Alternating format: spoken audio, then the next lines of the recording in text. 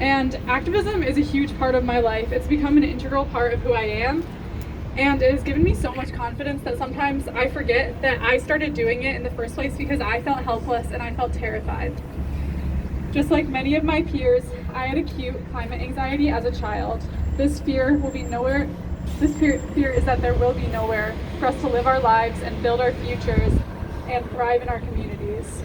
This also arises from a pressure that's often put on us either directly or indirectly by older generations. People often say that they have hope that the rising generation will take action, but being the source of hope and action is a daunting responsibility, and in reality, it's one that we should share.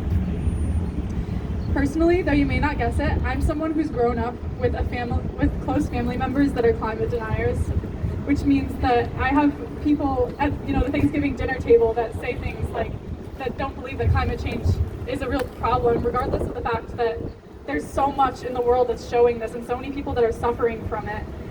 And this often made me feel as though I had to be the one in my family, in my community, to step up and kind of take that action. And I think a lot of people my age feel that way because there's a lot being dumped onto my generation in a way that has never been dumped on us before, or a generation that's come before us.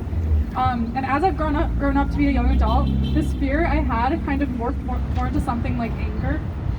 I realized that my generation was being dumped on for decades of destruction, and we were all placed on this earth where climate change was ignored for generations, where powerful corporations kept the public in the dark about it, and where politicians make empty promises and mountains of money fund detrimental industries, as well as the fact that marginalized groups bear the brunt of it all.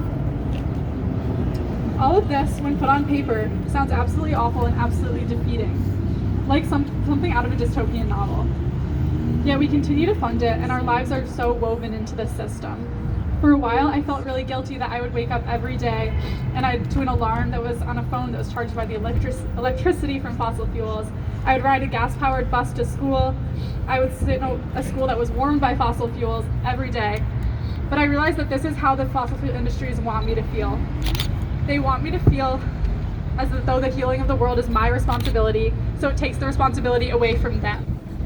Fossil fuels should be a dying industry, and it could be a dying industry if we thought outside the box, if we invested in alternate forms of energy and infrastructure.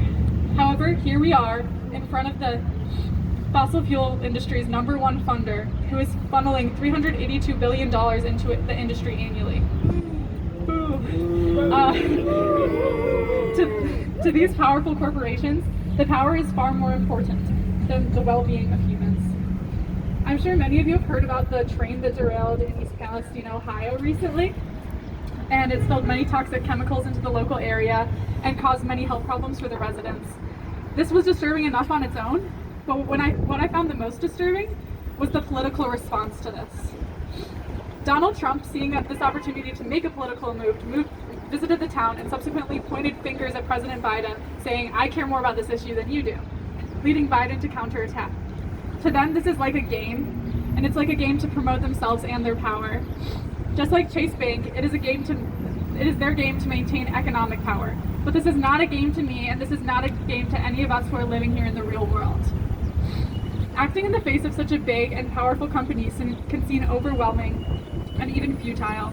But in reality, much of what we do as activists may go unnoticed by the higher powers.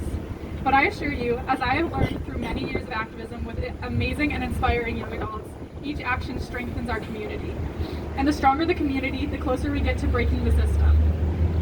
Those in power have no community. They're simply fighting each other for their own political and economic gain.